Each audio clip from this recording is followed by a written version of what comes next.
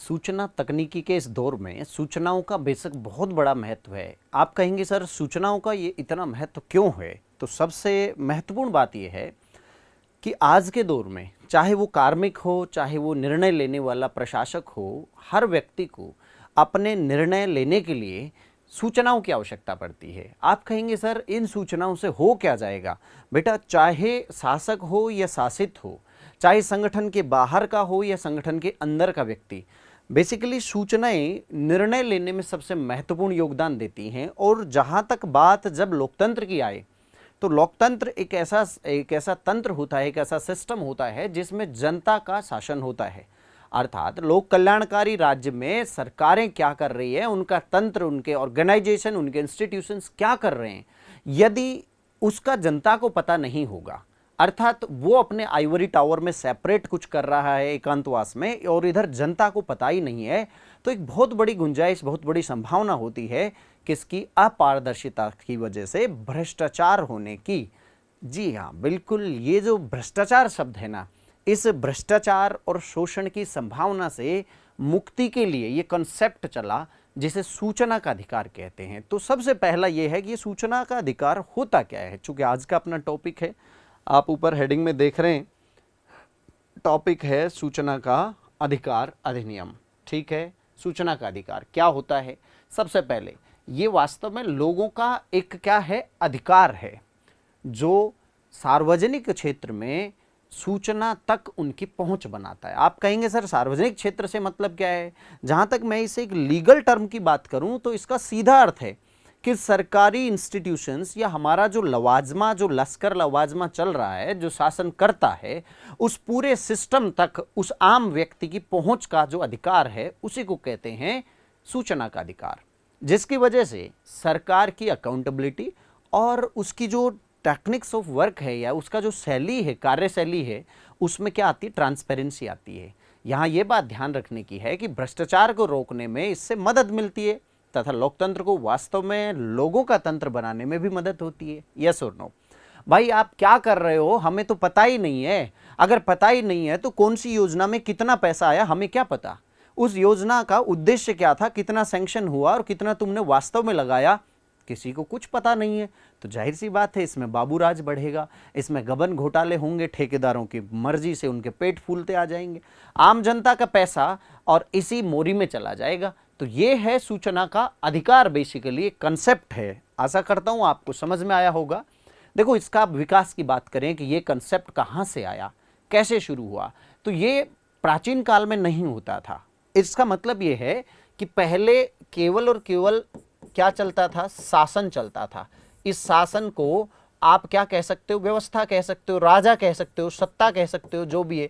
तो दो ही पक्ष होते थे, एक तो राजा का पक्ष अर्थात शासक का पक्ष, और दूसरा होता था शासित का पक्ष अर्थात शासक और शासित। दो पक्ष होते थे, इसकी मर्जी से चलता था। सारा शक्ति की या पावर की अवधारणा से चलता था, जिसकी लाठी उसकी भैंस। वहां जनता के बहुत ज्यादा अधिकारों को मान्यता नहीं मिली हुई थी। चलिए पढ़ते हैं, देखते हैं। आधुनिक युग का ये कंसेप्ट है। इसे वास्तव में देखो, इस बिंदु पर जाने से पहले मैं बता दूं, इससे भी पहले स्कैंडिनेवियन कंट्रीज में, स्कैंडिनेवियन कंट्रीज का मतलब आप समझ रहे हैं, स्कैंडिनेविया के पठार पर स्थित डेनमार्क, स्वीडन, नॉर्वे, उन देशों की मैं बात कर रहा हूं। तो इसे स्वीडन में, स्वीडन का ही हिस्सा फिनलैंड था, तो स्वीडन और फिनलैंड में इसे सबसे पहले लागू किया गया। कानून के रूप में लोगों को यह अधिकार दिया गया कि भैया आपके शासन का आपको अधिकार है जानने का कि क्या चल रहा है, भाई हो क्या रहा है आखिर। ठीक है, तो वहां से फिर आगे बढ़ते हैं। आधुनिक युग में इसका विकास जो होता है वो संयुक्त राष्ट्र संघ द्वारा 10 दिसंबर 1948 को जो मानवाधिकारों की एक सार्वभौमिक घोषणा की गई थी, ह्यूमन राइट्स का एक जो है चार्टर घोषित किया गया था, जिसको कहते हैं मानवाधिकारों की घोषणा। मानवाधिकारों की सार्वभौमिक या यूनिवर्सल अनाउंसमेंट, सार्वभौमिक घोषणा। तो इससे क्या हुआ? देखिए, वो जो था, वो जो चार्टर था, पहली बात तो ये कि यूएन चार्टर में ही इस चीज का उल्लेख था कि हम लोगों को न्याय, शांति, स्वतंत्रता और समानता दिलाने के लिए एक विश्व व्यवस्था बनाने का प्रयास करेंगे।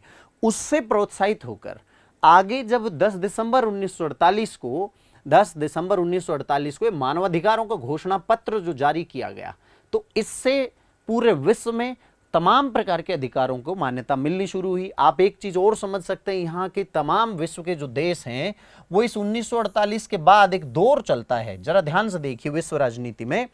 इस 1948 के बाद ही आप देखेंगे डी कॉलोनियल एरा आता है, इसे कहते हैं वी औपनिवेशीकरण। पॉलिटिकल साइंस के विद्यार्थी यहां समझ रहे होंगे।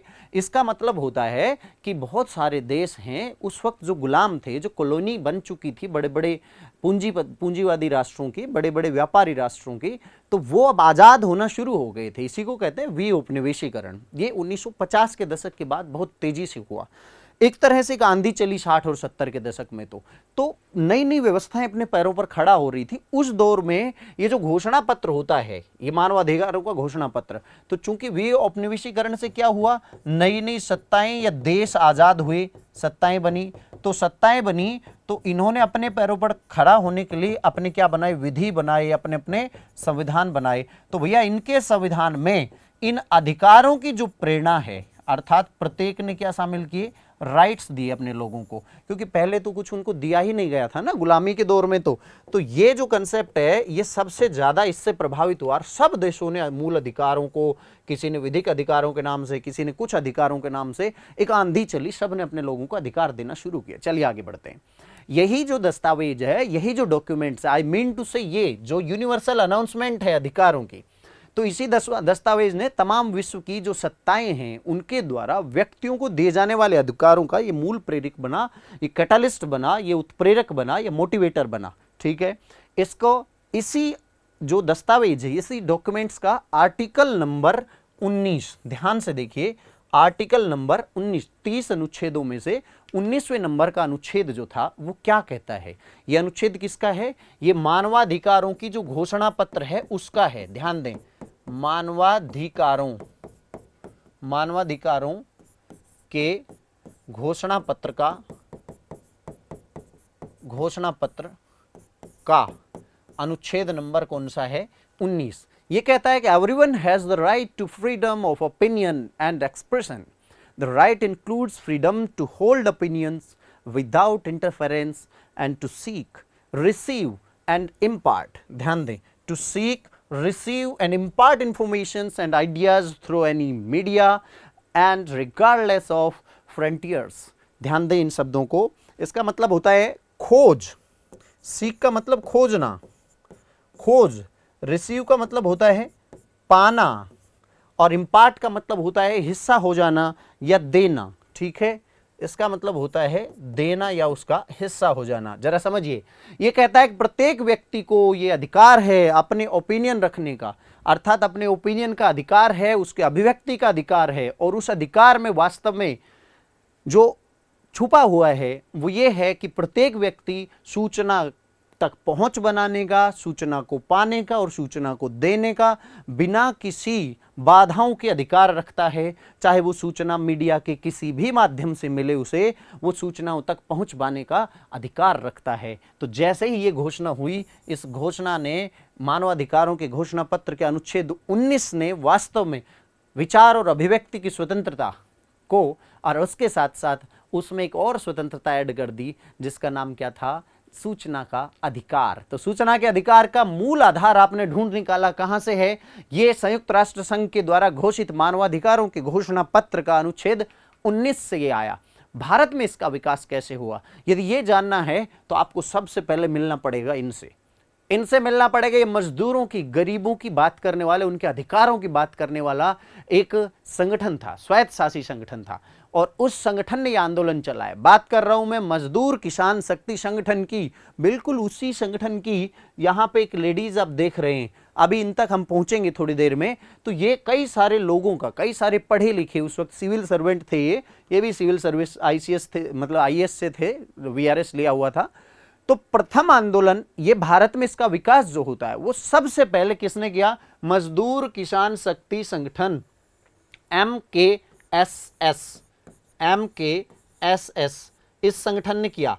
अरुणा रॉय इसकी प्रणेता हैं। देखिए, इन्होंने इस आंदोलन को शुरुआत किया 1995 में, और कहां से किया, ब्यावर अजमेर से इन्होंने शुरू किया। तो इसका श्रेय जाता है, देखिए मजदूरों के लिए, किसानों के लिए लड़ने वाला यह संगठन, नारा भी देख सकते हैं, मजदूर किसान संगठन ने गरीबों को अपने हक के लिए सूचना पाने के लिए प्रेरित किया। यही वो महान शख्सियत हैं जिन्होंने इसकी शुरुआत की। ये एक जन संगठन है बेसिकली, जो भारत में बहुत तेजी से उभर रहा है। और ये किस प्रवृत्ति का द्योतक है, जरा समझिए।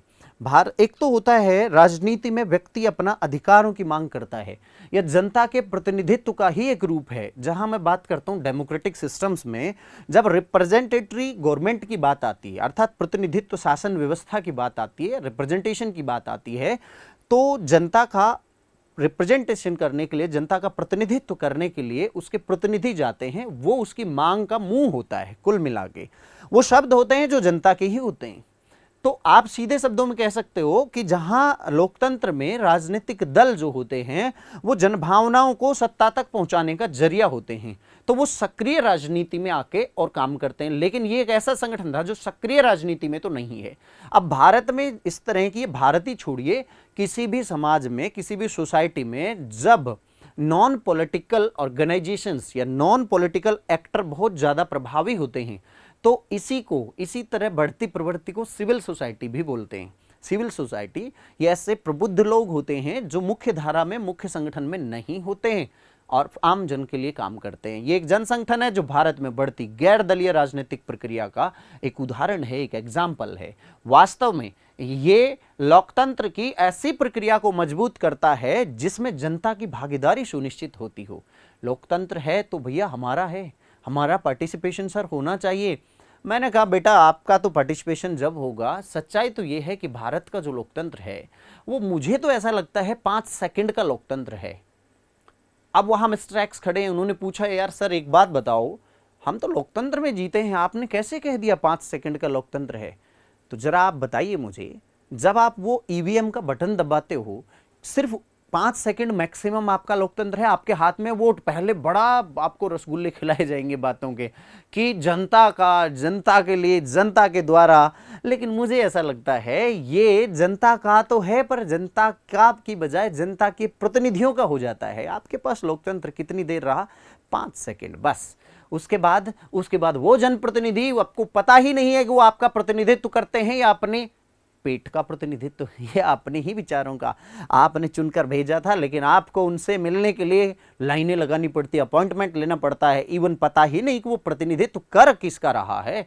तो प्रतिनिधित्मक शासन व्यवस्था या रिप्रेजेंटेटिव फॉर्म ऑफ गवर्नमेंट जो है, डेमोक्रेसी जो है, इसके अपने डिमेरिट भी हैं, अपने प्रॉज हैं तो कॉन्स भी हैं। ठीक है, चलिए आगे बढ़ता हूं। तो लोकतांत्रिक प्रक्रिया की यह अहम शर्त होती है कि जनता की क्या हो? भागीदारी हो। मैं अगर आपसे, आप चूंकि सिविल सर्विस भी देंगे, सिविल सर्वेंट बनेंगे, एक बात बताइए सरल सी भाषा में, यदि मैं कहूं बताइए लोकतंत्र का सादा मतलब क्या होता है? ओ भैया पढ़े लिखे वाले ज्यादा मत लगाना दिमाग, रट्टू तोता तो बिल्कुल नहीं। मेरा जवाब वही दे जो जागृत है। क्या होता है लोकतंत्र का मतलब? लोकतंत्र का मतलब होता है भागीदारी, अर्थात सहभागिता। तो एक शब्द में अगर कहो तो लोकतंत्र का मतलब होता है पार्टिसिपेशन, भागीदारी। ठीक है, आगे बढ़ते हैं। ये एक जन संगठन है जो भारत में बढ़ती गैर दलीय राजनीतिक प्रक्रिया का एक हिस्सा है, जो सहभागी लोकतांत्रिक प्रक्रियाओं को क्या करता है? मजबूत करता है। स्थापना कब हुई? डेटा भी याद रखना चाहिए, प्रीलिम्स देने वाले हैं और भी बहुत सारे एग्जाम आते हैं तो उसमें ऐसे ही सवाल आते हैं। स्थापना 1 मई 1990 को किसने की थी? ये हमारी माहिष्मती दिख रही हैं, ये हैं अरुणा राय जी। ये पहले आईएएस सर्विस में अधिकारी थी, मतलब अखिल भारतीय सेवा की अधिकारी थी। बाद में सोचा कि चलिए कुछ समाज के लिए काम करते हैं, वीआरएस लेके जुट गए लोगों के लिए। अच्छा, जुटने के पीछे भी कहानी है। देखिए, जब इन्होंने शुरुआत की थी, वास्तव में मैंने नीचे वो छोटा सा एक हिंट लिखा है कि ये जो संगठन बना था, ये उस वक्त ब्यावर, मध्य राजस्थान की मैं बात कर रहा हूँ, अजमेर को हृदय स्थल कहा जाता है। तो उसके ग्रामीण इलाकों में क्या हो रहा था? पंचायतों के थ्रू जो काम हो रहे थे उनमें बड़ा घोटाला हो रहा था। एक तो बहुत ज्यादा, बस पंचायतों के थ्रू बजट उठाते थे लोग, सेटिंग करके सारा खाने के लिए काम होता था और कुछ नहीं। संगठन वास्तव में जब शुरुआत की ना, तो क्या हुआ, एक सामंती प्रकार का, मैं जाति विशेष का नाम नहीं लूंगा, जमींदार था। उस जमींदार ने अवैध रूप से कब्जा कर रखी थी सार्वजनिक गोचर भूमि, सामुदायिक भूमि जो थी उस पर कब्जा कर रखा था। अब जनता को इससे प्रॉब्लम थी, जनता को प्रॉब्लम तो होनी ही थी भाई, यहाँ तो वो लठैतों वाला शासन चल रहा था। तो इसके विरोध में कुछ गांव के सक्रिय लोग आए, तो उनका साथ देने के लिए ये संगठन आया। मतलब इसकी शुरुआत कुछ इस तरह से होती है। फिर ये शुरुआत हुई। अब बात करते हैं भारत में क्या कोर्ट ने कभी सूचना के अधिकार के संबंध में पैरवी की है, किस किस केस ने सूचना के अधिकार को मजबूत किया कि सूचना का अधिकार होना चाहिए। सूचना का अधिकार, राइट टू इंफॉर्मेशन, एक समय की जरूरत है। इट्स वेरी इसको कहते हैं कि ये ऐसी जरूरत जिसको टाला नहीं जा सके। बिल्कुल साहब। 1985 में एक नाम मैं ले रहा हूं, एमपी गुप्ता जी। एमपी गुप्ता बनाम भारत संघ का सुप्रीम कोर्ट का पक्ष आया। सुप्रीम कोर्ट ने वर्डिक्ट दिया, एक निर्णय दिया। नाम दोबारा ध्यान रखना, यह है एमपी गुप्ता बनाम MP Gupta versus Indian AIR। तो इसमें उन्होंने अपना फैसला दिया कि यदि एक समाज वास्तव में लोकतांत्रिक व्यवस्था को पूरे दिलो जान से या मनोयोग से चाहता है, तो ये तय कर लो कि वहां के नागरिक को ये जानने का अधिकार तो है ही भैया कि उसकी सरकार कर क्या रही है। बिल्कुल जानने का अधिकार है कि मेरे प्रतिनिधि, मेरे द्वारा चुनी गई सरकार आखिर क्या कर रही है। कोर्ट की ये टिप्पणी बहुत इंपॉर्टेंट थी, बहुत महत्व रखती थी, ध्यान रखना। न्यायालय ने यहां बिल्कुल स्पष्ट कर दिया, एकदम क्लियर कर दिया कि अनुच्छेद 19 जो है, अनुच्छेद 19 में जो 6 प्रकार की स्वतंत्रताएं आप पढ़ते हैं हमेशा इंडियन पॉलिटी में, उसमें 19A जो है, 19A कहता है, क्या कहता है उसमें है राइट टू स्पीच, अभिव्यक्ति की, वाक और अभिव्यक्ति जिसे आप कहते हैं, राइट टू स्पीच, वो अभिव्यक्ति की आजादी है। लेकिन एक बात वहां साफ कर दी कि अभिव्यक्ति की आजादी के साथ सूचना जानने तथा प्राप्त करने का अधिकार भी निहित है। Is it clear? न्यायालय ने बिल्कुल स्पष्ट कर दिया कि अनुच्छेद 19(1) में जो अभिव्यक्ति की आजादी है उसके साथ साथ सूचना जानने का और प्राप्त करने का भी अधिकार है। वेरी वेरी इंपॉर्टेंट केस, ध्यान रखना, आपको पॉलिटिक्स में या कहीं भी लिखना पड़ सकता है।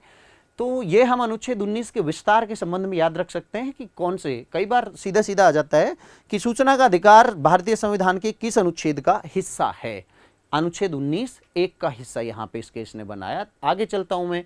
अनुच्छेद 19 में लेकिन एक सावधानी रखना, इसके अनुसार जो राइट टू प्राइवेसी है, अनुच्छेद 19(1) के अनुसार राइट टू प्राइवेसी नहीं है।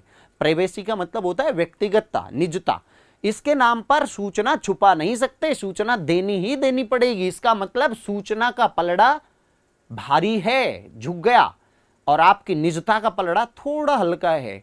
कि आपकी निजता पर भी यदि, निजता से यदि पर्दा उठाना पड़े, व्यापक हित की बात है कोई सूचना की, तो वो सूचना दे सकते हैं। लेकिन यहां पे ध्यान रखना, निजता का जो अधिकार है वो आता है राइट टू लाइफ के साथ। अनुच्छेद 21 का हिस्सा है निजता का अधिकार, ये भी सुप्रीम कोर्ट का डिसीजन है।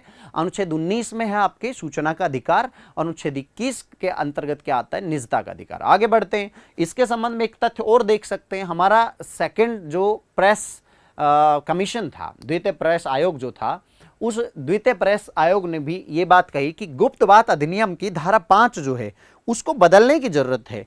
अच्छा, एक बात याद दिला दूं, इसके अध्यक्ष थे के मैथ्यू। द्वितीय प्रेस आयोग जो है इसके अध्यक्ष थे के मैथ्यू। ये मर गए, दिवंगत हो गए, बाद में दूसरे को बना दिया गया था। तो इन्होंने कहा गुप्त बात अधिनियम की धारा 5 को बदलने की जरूरत है। एक बात तो ये बाधा है सूचना के अधिकार में। ये क्या है? अब आप कहोगे सर ये क्या कहती है? अरे भैया, ये कहती है कि राष्ट्र की एकता, अखंडता, सुरक्षा के संबंध में यदि कोई बात छुपानी पड़े तो छुपा लीजिए। और भी बड़ा विस्तार है इस धारा का। तो इसकी आड़ में प्रत्येक प्रशासक झूठा मूठा पॉइंट लगा के कह देता है कि that is related to the section number 5, इस 5 से रिलेटेड है, इसलिए sorry I can't tell you, I can't give this information to you, वो कह देते हैं। तो उन्होंने कहा था कि इसको भैया बदलना पड़ेगा। ठीक है, एक और तथ्य मैं आपको देता हूं। LK कूलवाल बनाम स्टेट ऑफ राजस्थान 1988 में, 86 में एक पिटीशन फाइल हुई थी। ये एक जनहित याचिका लगी थी राजस्थान में। क्या लगी थी? जनहित याचिका, इसको PIL कहते हैं, पब्लिक इंटरेस्ट लिटिगेशन। PIL लगी थी, और इस PIL ये लगी क्यों थी मैं बता दूं, जयपुर शहर में फैले कचरे के लिए। जयपुर शहर में कचरा बहुत गंदगी इधर उधर थी, तो जनता को बड़ी दिक्कत होती थी। तो पब्लिक इंटरेस्ट, जनहित के लिए, जनहित का कुठाराघात हो रहा था, तो ये याचिका लगी। इस पर फैसला आया। फैसला, नाम क्या था केस का, एल के कुलवाल बनाम स्टेट ऑफ राजस्थान 1988। तो इसमें क्या कहा कि प्रत्येक नागरिक को शहर की गतिविधियों और प्रशासन के क्रियाकलापों को जानने का सारा अधिकार है कि हमारा राज्य कर क्या रहा है। बताइए, तो इसमें हुआ कि नहीं, जानने का पूर्ण अधिकार। तो इस केस ने भी ये क्या कर दिया, हैंड्स प्रूव कि जानने का जो अधिकार है, राइट टू इंफॉर्मेशन जो है, वो व्यक्ति का अधिकार है, मौलिक अधिकारों में आता है। ध्यान से समझिए जरा, मैंने कई सारे आपको एग्जाम्पल दे दिए। एक और बात यहां पे कर देते हैं। वीपी सिंह सरकार, इसके कुछ फैक्ट बता रहा हूं। वीपी सिंह सरकार ने 1989 में सबसे पहले सूचना के अधिकार पर कानून बनाने की सोची थी भाई साहब, इसका समर्थन किया था, लेकिन पास नहीं हो सके क्योंकि वो कि क्या थी, अकेले की सरकार नहीं थी, ठीक है, संयुक्त मोर्चा सरकार थी। बड़ी दिक्कत करते हैं ये लोग। ये मुझे तो ऐसा लगता है गठबंधन की राजनीति में, कोalition की जो राजनीति होती है, पॉलिटिक्स होती है ना, इसमें कुल मिला के ऐसा होता है जैसे मैं कहूँ आपको कि मुझे 5 किलो मेंढक तोल दीजिए, हाथ में पकड़ने वाला तराजू है, और भैया 5 किलो मेंढक चाहिए। अब आप हंसना नहीं, आप ये नहीं कहेंगे कि सर बारिश का मौसम आ रहा है, वैसे ही विपर जो आया हुआ है, तूफानी बारिश आ रही है, तो मेंढक चाहिए, बाहर पकड़ लो यार, खूब थोड़े दिनों बाद टर टर करते दिखेंगे। मेरा मतलब है कि ये काम मेंढकों की धड़ी जैसा ही है। कैसा, जब गठबंधन की राजनीति में कोई एक बात मनवाना, देखिए समझिए, 5 किलो का वजन इधर रखा हुआ बाट, दूसरे तराजू में रखे हो मेंढक, एक को उठा के अंदर डालोगे दूसरा फुदक जाएगा, दूसरा उसको उठा के डालोगे तीसरा फुदक जाएगा। समझ में आ रहा है ना, ये होती है गठबंधन की राजनीति। तो गठबंधन की राजनीति में वीपी सिंह सरकार करते भी क्या यार, कुछ भी नहीं कर पाई। आगे बढ़ते हैं। 1990 में आरएस सरकार, ये वही सरकार है जो सरकारी आयोग, जो प्रशासनिक सुधार से संबंधित थी, न्यायाधीश थे ये, इनकी अध्यक्षता में प्रेस परिषद ने, जो प्रेस परिषद का गठन हुआ था, उसने भी इसका समर्थन किया था। सर 1996 के आम चुनाव में जब इतनी बड़ी मांग उठी हर जगह से, तो जैसे कॉमन इलेक्शन की, आम चुनाव कहते हैं लोकसभा के इलेक्शन को, लोकसभा चुनाव में फिर क्या हुआ, सभी दलों ने अपने मैनिफेस्टो में, अपने चुनावी घोषणा पत्र में इन बिंदुओं को शामिल किया कि भैया अगर हमें जिताओगे तो सूचना का अधिकार अधिनियम पारित करेंगे, आपको अधिकार देंगे। सब ने शामिल किया धड़ल्ले से, वाह साहब वाह। अटल बिहारी वाजपेयी ने बड़ा अच्छा प्रयास किया था, कानून बने, लेकिन बनने नहीं दिया गया, जिस तरह लोकपाल पर अटकाया। अरे सर एक बात बताइए यार, ये इतने फैक्ट क्यों बता रहे हो हमें बेटा। कई बार क्या होता है, ऑब्जेक्टिव प्रश्न आ जाता है और उसमें आ जाता है निम्न में से कौन सी समिति सूचना के अधिकार से संबंधित है या नहीं है। अगर ऐसा सवाल फिर से आ गया तो आप क्या करेंगे, पहले मुझे यही बता दीजिए। कोई बात नहीं, अब राजस्थान पर लेकर चलता हूं आपको। राजस्थान के संबंध में देख ले, भैरव सिंह शेखावत के समय पर इस संगठन का गठन हुआ था, मजदूर किसान शक्ति संगठन। ये वही अरुणा राय वाला संगठन है मैं जिसकी बात कर रहा हूं। अरुणा राय सर इन्हीं का नाम क्यों ले रहे हैं, ये इसकी संस्थापक थी भैया। इनके पति और बाद में बहुत सारे लोग, निखिल डे है, शंकर सिंह है, जो है शंकर रॉय है, मेधा पाटकर है, ये सब इसके सदस्य बने थे, ठीक है। तो अगला यही है, अगला तथ्य मैंने यही लिखा है, बाय द वे आ जाए। जैसे कई बार क्या होता है कि आप मूल अधिकार पढ़ रहे हैं, मूल कर्तव्य पढ़ रहे हैं, सपोज करो, मूल कर्तव्य किस समिति की सिफारिश से लागू किए गए, सरदार स्वर्ण सिंह समिति की चर्चा आ जाए। एक बार मैंने सिविल सर्विस में ये ऑब्जेक्टिव प्रश्न देखा, मतलब कि सरदार स्वर्ण सिंह समिति के तथ्यों पर विचार करो, बेमेल को छांटिए, उसके सदस्यों पर प्रश्न है। यूजीसी नेट में तो ये ट्रेंड होता है, अक्सर प्रश्न पूछा जाता है, इसलिए मुनासिब है यहां भी प्रश्न आ जाए तो हमारी रेंज में ये भी रहेगा, ठीक है। तो इसके अन्य सदस्य थे अरुणा राय, शंकर राय, मेधा पाटकर, निखिल डे, शंकर सिंह इत्यादि। इस संगठन का मूल जो एरिया था जहां ये काम करती थी वो वास्तव में और मध्य राजस्थान में ब्यावर था, अजमेर था। लेकिन कंफ्यूज मत हो ना भैया, बाद में कहो सर कौन हूं फिर की ले रहा है, ऐसा लगता है, क्योंकि इस संगठन का जो मुख्यालय था वो राजसमंद में था, देवडूंगरी, राजसमंद देवडूंगरी मुख्यालय था, राजस्थान के ब्यावर इनकी कार्यस्थली थी। इन फैक्ट को तो हमें ध्यान में रखना ही है। अब बात करते हैं, कई बार आ जाता है कि यार जन सुनवाई पहले ही शुरू की, क्या होता था मैं बताता हूं पहले आपको छोटी सी कहानी। ये संगठन पंचायतों के थ्रू जो भी विकास काम होते थे उन विकास कार्यों की जानकारी चाहता था, क्योंकि बड़े घोटाले नजर आ रहे थे। पट्टा जारी हुआ नहीं हुआ पर घोटाला गबन जबरदस्त, यहां तक कि अगर गिरदावरी निकलवानी है पटवारी जी से या कुछ और निकलवाना, जमाबंदी निकलवानी है, तो उसके लिए भी पैसे दो, रुपए दो भैया, इतना ज्यादा भ्रष्टाचार था। शायद वही बात रही होगी जब राजीव गांधी ने कहा था 80 के दशक की समाप्ति और 90 के दशक में, एक बार उन्होंने कहा था कि केंद्र से निकलने वाला 1 रुपया आम आदमी तक पहुंचते पहुंचते कितना रह जाता है, 10 टका रह जाता है, 10 पैसा रह जाता है। चलिए कोई बात नहीं, हम अपने तथ्यों पर आते हैं। पहली जन सुनवाई 2 दिसंबर 1994 को। एक जगह है कोट किराना, कहाँ पे है? पाली में है साहब। कोट किराना है तो हम ले लेते हैं, कोमा में बंद कर लेते हैं, कोट किराना और पाली डिस्ट्रिक्ट, पाली डिस्ट्रिक्ट में इन्होंने किया। अच्छा ये मत समझना मैं सिर्फ राजस्थान के संदर्भ में कर रहा हूं, पूरे भारत में सूचना का अधिकार आंदोलन राजस्थान से ही शुरू हुआ।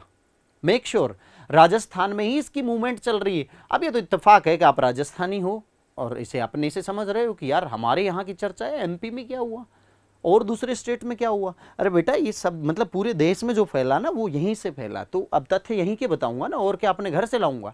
तो यहाँ पे समझिए राजस्थान में इस आंदोलन से जो संबंधित कोई अन्य व्यक्ति भी थे, मतलब धीरे धीरे आके जुड़ते गए, उन्होंने चलाया मूवमेंट और भी जुड़ते गए। इसमें पीसी सामंत जी थे, ये भी सिविल सर्वेंट थे, कुलदीप नैयर जैसे पत्रकार थे, ये बड़े पत्रकार थे सीनियर, प्रभात जोशी जी बड़े सीनियर जर्नलिस्ट, स्वामी अग्निवेश जो अभी एमपी भी हैं, स्वामी अग्निवेश राजस्थान से थे, शेखावटी के बाबा हैं, तो बड़ा मतलब वो समाज सेवक थे, तो ये लोग भी इससे जुड़ गए।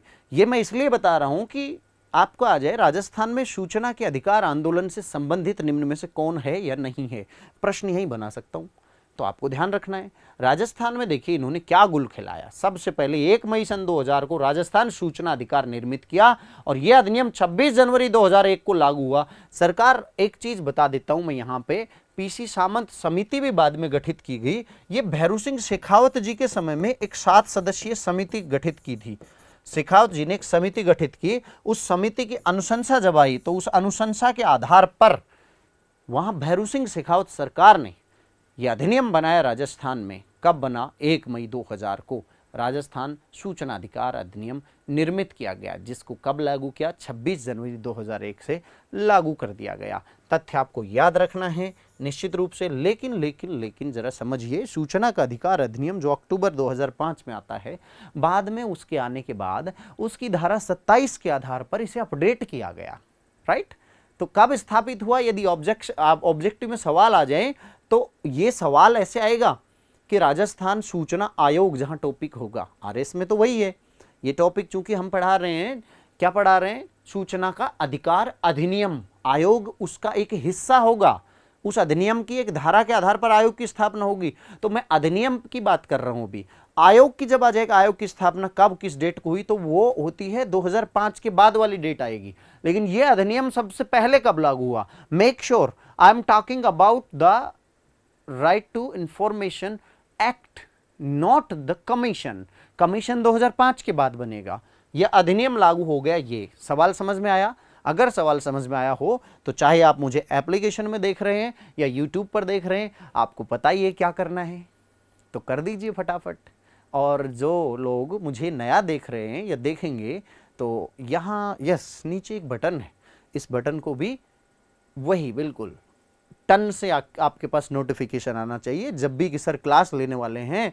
चलो भाई नोटिफिकेशन आ गए, जुड़ जाते हैं, आगे बढ़ते हैं। तो अब ये तथ्यात्मक सवाल आपके सामने आ सकता है कि क्रमबद्ध रूप से कभी आ जाए कि भाई कौन से राज्य में कहाँ लागू हुआ, सीधा सवाल आ सकता है।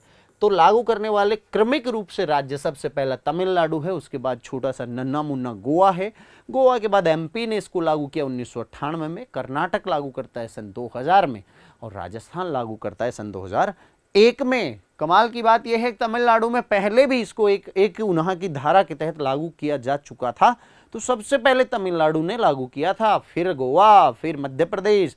सुमेलित कीजिए सन और स्टेट, तो भी आपका जवाब बोर्ड पर आपके सामने है।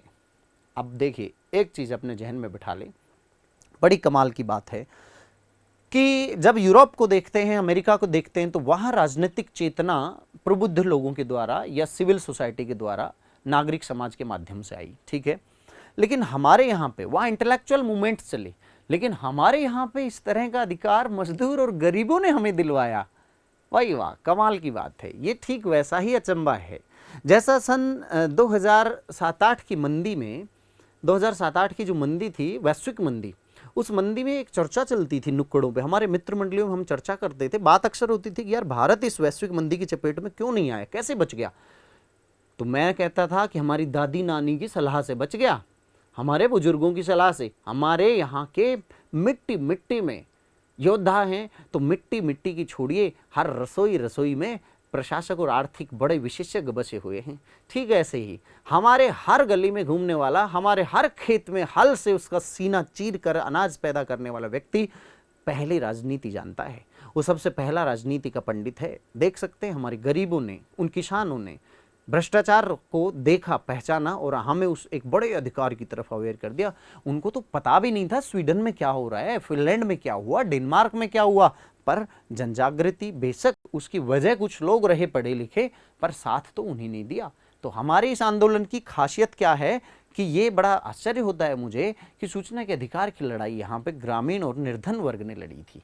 भारत में ये जो अधिकार है, वास्तव में राष्ट्रपति ने इसको अनुमति दी थी कब? 15 जून 2005 को, जिसे 21 जून को अधिसूचित किया गया। समझिए थोड़ा सा अंतर है। लागू कब हुआ? 12 अक्टूबर 2005 से जम्मू कश्मीर को छोड़कर लागू हुआ।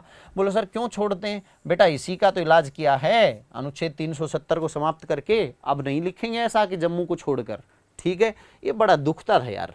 एक बार राजस्थान में अभी 2017 में शायद एक संसद हुई थी, जैसे विद्यार्थी पार्लियामेंट क्या बोलते हैं उसको, नाम तो था। उस संसद में मेरा भी सौभाग्य था, मुझे आमंत्रित किया गया। मैं लीडर ऑफ अपोजिशन के तौर पे वहाँ पे था, लीडर ऑफ अपोजिशन की भूमिका में। तो मुद्दा यही था कि आर्टिकल 370 शुड बी अब्रोगेट और नॉट।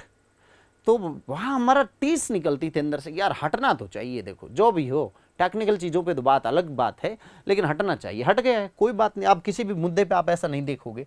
यहाँ पे सूचना का अधिकार अधिनियम राष्ट्रपति, अच्छा ये मंजूरी, ये लागू होना, ये कानून होना, मैं एक छोटा सा फैक्ट बताता हूँ भाई साहब। जब विधेयक आता है क्या?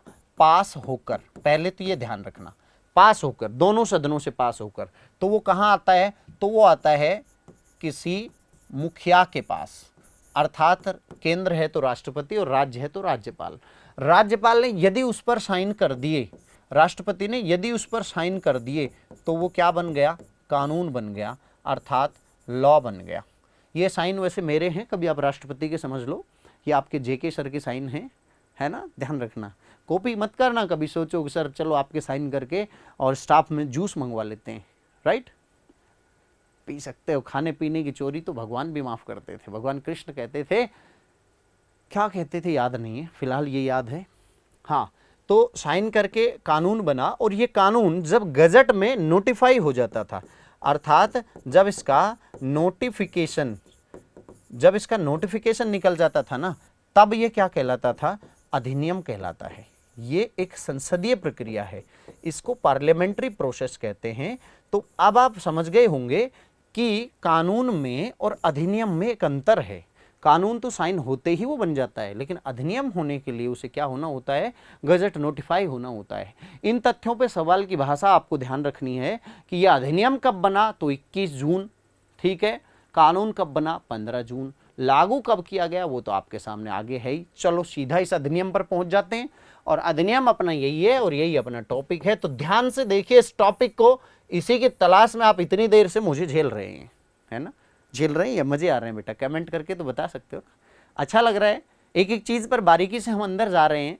धीरे धीरे धीरे धीरे रे मना धीरे सब कुछ होए, है ना? हाँ हाँ बिल्कुल बिल्कुल। रसरी आवत जात से सिल पर पड़त निशान, वही मैं पूरा बोलना चाहता था। तो आते हैं सूचना अधिकार अधिनियम 2005 के मुख्य प्रावधान। सबसे पहला इसका जो धारा है, सेक्शन है, वो कहती है इसके उद्देश्य क्या हैं। मैं बता चुका हूँ उद्देश्य। दूसरा कहता है सूचना तथा सूचना का अधिकार क्या होता है। ओहो सर इसमें भी अंतर होता है क्या? हाँ बेटा, इन दोनों में बड़ा अंतर है। ये दोनों को डिफाइन कर रहा है कि जितेंद्र जी, सूचना में और सूचना के अधिकार में अंतर है, और मैं यहाँ पे सूचना के अधिकार की बात कर रहा हूँ। तो मैंने पूछा सूचना क्या होती है, तो इन्होंने बताया कि सामग्री कोई भी, कैसी भी, उसका रिकॉर्ड, उसकी मेमो, ईमेल के साथ साथ किसी भी तरह की एडवाइस या सलाह, आदेश या परिपत्र या प्रेस का रिलीज, ये प्रेस रिलीज है। संविदा पूरा मैं नहीं, ऊपर बिंदी है, थोड़ा सा मिस्टेक है। ये संविदा कोई भी पेपर, कोई भी डॉक्यूमेंट नमूने में हो सकती है, मॉडल के तरह हो सकती है, आंकड़े हो सकते हैं, डेटा हो सकते हैं। तो these are informations, okay, these are informations. अब बात करते हैं कि इंफॉर्मेशन तो ये हो गई, तो इंफॉर्मेशन को लेने का अधिकार वो क्या है? काम क्या किया उसका डॉक्यूमेंट दो भाई, उसका निरीक्षण करने दो भाई, जो कुछ हुआ डेटा जो है उसकी फोटोकॉपी दो भाई, डेटा मत बताओ क्या है, फोटोकॉपी दो, ठीक है। किसी भी रूप में सूचना को प्राप्त करने का अधिकार, रिटर्न में हो सकती है, ऑडियो विजुअल हो सकती है, आपकी डिस्क में हो सकती है, पेन ड्राइव में हो सकती है। तो सूचना का अधिकार में सूचना में थोड़ा सा अंतर है, समझ गए। ये सूचनाएं हैं इधर पीछे और ये आपका अधिकार है। चलिए आगे बढ़ते हैं।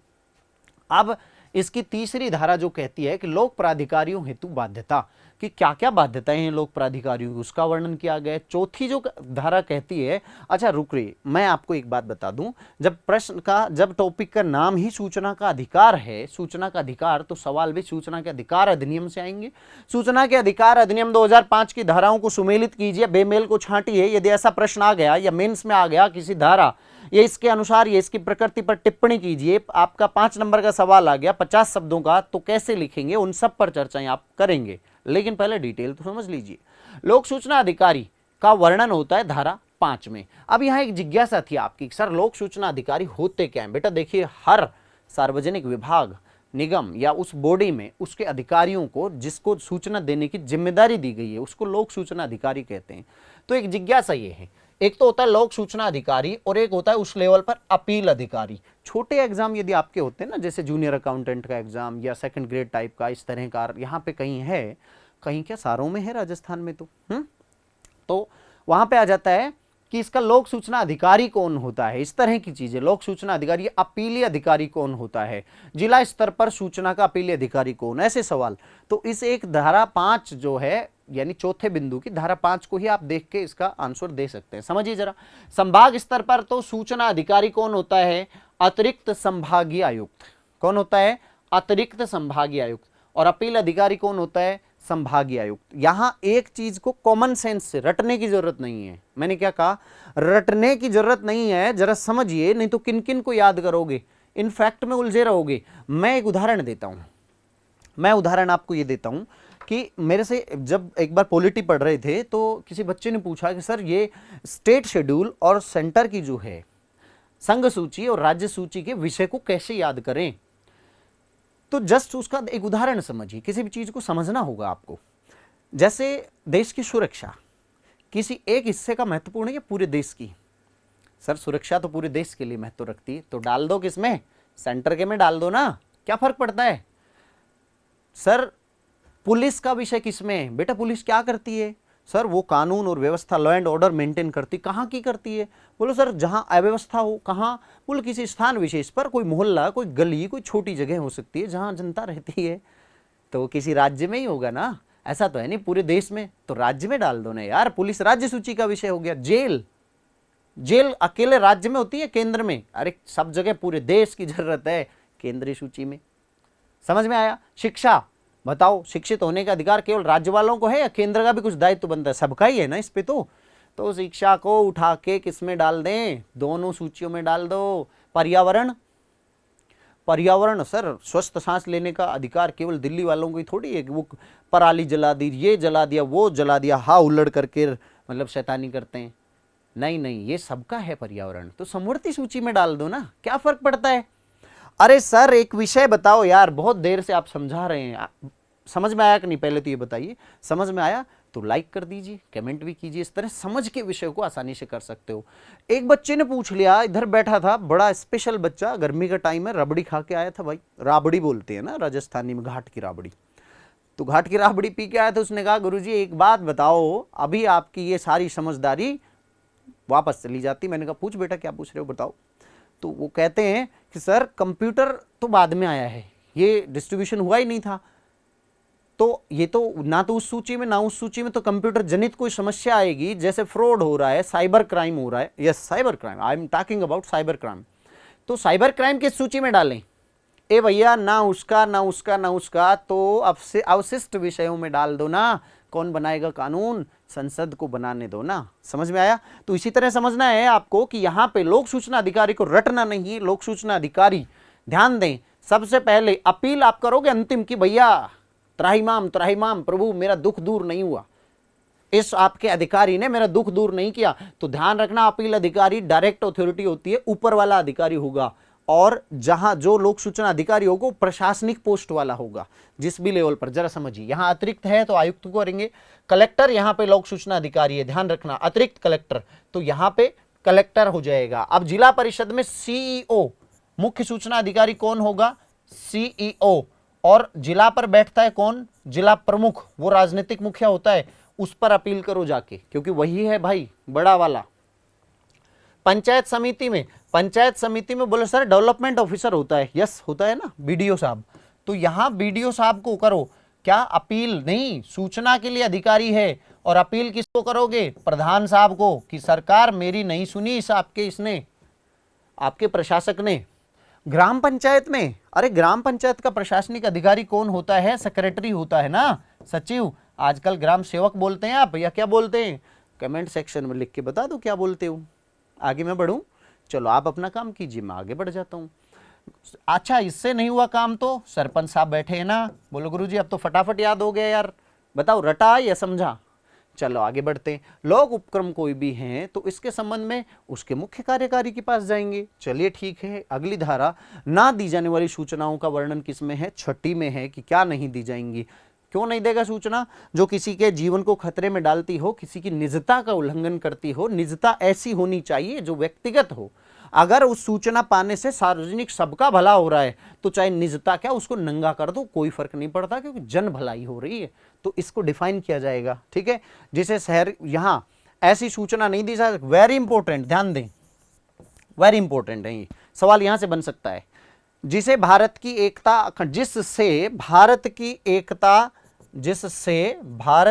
एकता, अखंडता, संप्रभुता, सुरक्षा, हित, कैसे हित? आर्थिक, सांस्कृतिक और राजनीतिक, सभी प्रकार के इंटरेस्ट, पॉलिटिकल, कल्चरल या फिर इकोनॉमिकल, किसी भी तरह के इंटरेस्ट और फॉरेन अफेयर्स पर नेगेटिव इंपैक्ट पड़ रहा हो, या क्राइम बढ़ रहा हो, या उससे कुछ अपराधियों को फायदा हो जाए, तो ऐसी सूचना हम नहीं दे सकते, ये मना कर सकते हैं। सवाल आएगा, ध्यान रखना, ध्यान से देखो इस बोर्ड को। आगे बढ़ा देता हूं मैं, फिर आप वापस करके भी देख सकते हो ना, आपके तो ऐप में रहेगा, कोई दिक्कत नहीं है। अब देखिए, ऐसी सूचना जिससे न्यायालय की अवमानना होती हो। इसका मतलब यह है कि ऐसा कोई मामला जिस पर न्यायालय ने यह कह रखी है ना भाई ना, टैबो है, प्लीज डोंट आस्क मी, हमसे ना पूछिएगा, तो नहीं पूछना है भैया। किसी पर आदेश दे रखा है न्यायालय ने कि ना ना ना ना तुम नहीं पूछ सकते, तो नहीं पूछना है। अगर पूछ लिया तो न्यायालय की अवमानना हो जाएगी, कंटेम्प्ट टू कोर्ट लग जाएगा, ध्यान रखना। जिससे संसद या विधायिका के विशेष अधिकारों का हनन होता हो, special rights, special parliamentary rights का उल्लंघन होता हो, उसको भी नहीं मांग सकते। अरे सर, ये स्पेशल पार्लियामेंट्री राइट्स क्या होते हैं? बेटा, नाम में ही सारा अर्थ रखा है। मैं एक दिन बैठा कुछ प्रबुद्ध लोगों के साथ, एक बात मैंने बोल दी। मैंने कहा हर एक सवाल अपना समाधान साथ लेकर आता है।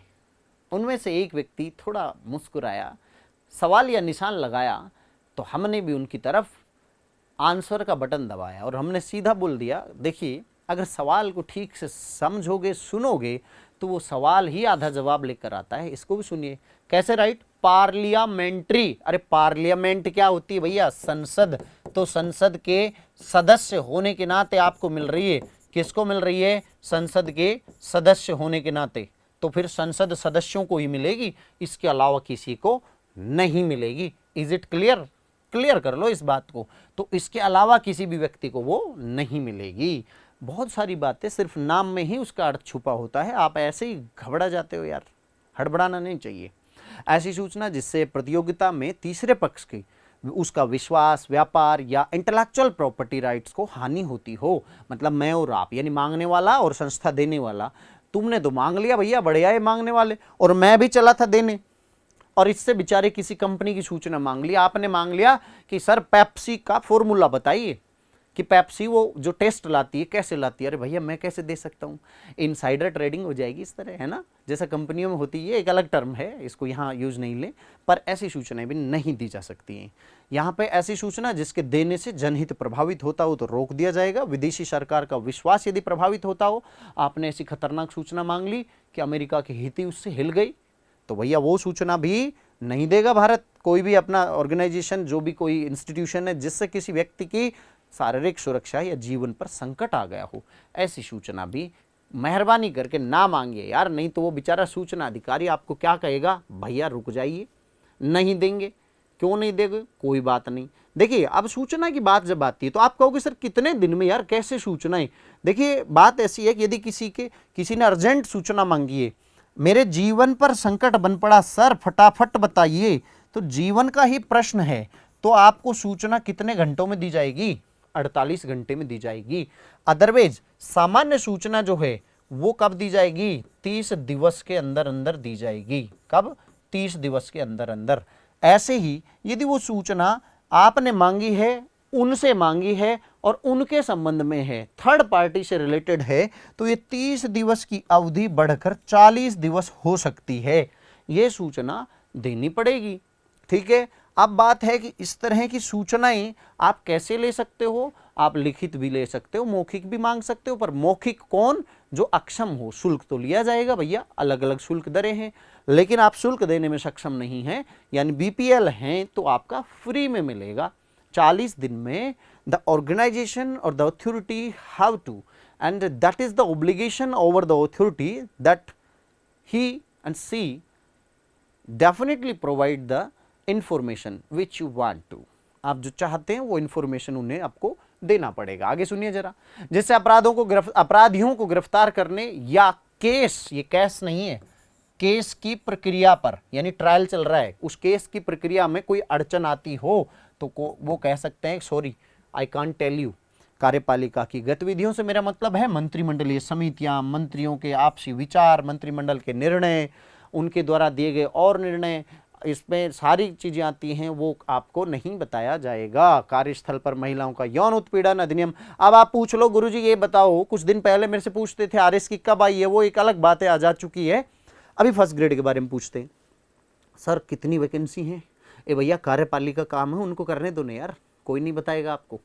पहले मांगोगे तो ना, तो भी नहीं बताएंगे, क्योंकि ये प्रोहिबिटेड है। कार्यस्थल पर महिलाओं का यौन उत्पीड़न अधिनियम, उसको अधिनियम को रोकने, प्रतिषेध करने और उसको निस्तारण में उसको सहायता करने का जो अधिनियम 2013 में बनाया गया, इसके अंतर्गत जो शिकायत की गई थी, किसने, इस महिला ने यौन उत्पीड़न की, तो उस शिकायतों का क्या नहीं दिया जाएगा, ब्यौरा नहीं दिया जाएगा किसी को भी, क्योंकि वो उसकी निजता का हनन है, वो उसकी गरिमा का हनन है, इसलिए इन शिकायतों को भी नहीं दिया जाएगा। राजस्थान सरकार ने, ध्यान रखना, सूचना का अधिकार अधिनियम की धारा 27 के अंतर्गत कब, 12 तारीख, ये 12 है अक्टूबर 2005 को एक परिपत्र निकाला, एक सर्कुलर निकाला और उससे नियम बनाए, जिसकी परिणति क्या हुई, 13 तारीख को प्रकाशित हुए। इसीलिए राज्य सूचना आयोग का गठन, ये इसीलिए को काट दीजिए, कोई बात नहीं, ये लीजिए, राज्य सूचना आयोग का गठन 13 अप्रैल 2006 को किया गया। ये तथ्य है, जिसके मुख्य सूचना आयुक्त श्री एम.डी. कोरानी थे। और ये आयोग राजस्थान में क्या है, एक वैधानिक आयोग है, वैधानिक निकाय है, जो ऑटोनोमस है। वैधानिक का मतलब लीगल है, ठीक है, ये ऑटोनोमस। अब समझिए जरा, अधिनियम की धाराओं को विस्तार से समझिए, इस अधिनियम की धाराएं क्या कहती हैं। पहली नाम है और उसका विस्तार, कि कौन क्या नाम से जाना जाएगा। दूसरी में परिभाषाएं हैं। तीसरी में सूचना का अधिकार। चौथी लोक प्राधिकारियों की क्या बाध्यताएं हैं। पांचवी कहती है कि लोक सूचना अधिकारी के पद का नाम क्या होगा। छठी क्या कहती है कि सूचना प्राप्त करने के लिए आप एप्लीकेशन कैसे कर सकते हैं, आप अप्लाई कैसे कर सकते हैं को बताता है। और सातवीं कहती है कि उस एप्लीकेशन का निपटारा कैसे किया जाएगा। सर क्या इन्हें याद करना पड़ेगा? बिल्कुल पड़ेगा, ध्यान देना, बिल्कुल पड़ेगा। कुछ इंपॉर्टेंट है, मैं उनको मार्क कर रहा हूं, ठीक है। मैंने कहा था सूचना और सूचना के अधिकार में अंतर है, तो वो यहाँ है, परिभाषा में अंतर। लोक सूचना अधिकारियों के पदनाम, ये 5 में था, मैंने पहले ही बताया था कि धारा 5 में, वो समझा चुका हूं। धारा 8 कहती है सूचना दिए जाने से छूट, कि किसको सूचना नहीं दी जाएगी, वो अभी अभी बताया। कुछ मामलों में अस्वीकृत भी कर सकते हैं एप्लीकेशन, ठीक है, उसका वर्णन यहाँ है। उसको अलग कर सकते हैं इस अधिनियम से, भैया ये इससे रिलेटेड नहीं है, जरा माफ करना भैया। आगे है व्यक्तिगत सूचना मांगते हो, तो व्यक्तिगत सूचना क्या होती है, इसको इस अधिनियम की धारा 11 बताती है। अब आती है केंद्रीय अधिनियम, केंद्रीय आयोग का गठन, ये है धारा 12 के तहत किया गया है। उस 12 में क्या है, 12 से लेकर देखिए, पद की अवधि और सेवा शर्तें, टेन्योर, उस पद पर, उस पोस्ट पर उसका टेन्योर कितना है, उसकी जो शर्तें हैं वो क्या हैं, फिर कैसे उसको पद से हटाया जाएगा आयुक्त को, सॉरी। फिर ये तो है 12 से 14 तक केंद्र का, और राज्य सूचना आयोग का जो गठन है वो इस अधिनियम की धारा 15 के तहत। तो आपसे मैं पूछता हूं कि राजस्थान सूचना आयोग का गठन सूचना का अधिकार अधिनियम की कौन सी धारा के तहत किया? तो आपका जवाब दनदनाता आना चाहिए कमेंट सेक्शन में। कौन सी धारा के तहत किया? धारा 15 के तहत किया। लीजिए, आगे की धाराएं आपको बता रही हैं कि भैया इस राज्य सूचना आयोग की पद का टेन्योर क्या होगा, उसकी सेवा शर्तें क्या होगी, उसके आयुक्त को पद से कैसे हटाया जाएगा, ये मुझे धारा 17 बता देती है। उसकी शक्तियां मुझे जाननी है तो 18 बता देगी, और यदि मैं अपील करूं तो कैसे करूं को धारा 19 बताती है। अगर उस पर हमें कुछ जारी करना हो तो शास्तियां जो होती हैं धारा 20 में आती हैं। ऐसे ही ये कार्रवाई के जो भी कार्रवाई करेगा, इसको कार्रवाई में काफी सुरक्षाएं मिला हुआ है, संरक्षण मिला हुआ है। तो किसको? इस आयोग को, कि वो अपने क्षेत्र में इस तरह की हरकतें कर सकता है, सिविल न्यायालय की तरह वो काम करता है। अब आप कहेंगे सर हमें पढ़ाई क्यों ना दो लगी हाथ? बेटा वो दूसरे टॉपिक में पढ़ाएंगे। राज्य सूचना आयोग पूरा समझ लो, उसका आधार सारा ये है, उसकी बॉडी, उसका संरचना, संगठन बचा है, क्योंकि यहाँ टॉपिक है अधिकार अधिनियम कि अधिकार बेसिकली क्या है, उससे संबंधित सद्भावनापूर्वक क्या कर सकता है। फिर आता है अधिनियम को प्रभावित करने की कोई चीज है, तो वो इसमें 22 में आती है। 23 कहती है कि कोर्ट इस एक्ट को कहां तक प्रभावित कर सकता है, क्या क्या चीजें उसके दायरे से बाहर हैं, उन सब का आता है 23 में वर्णन। ठीक है।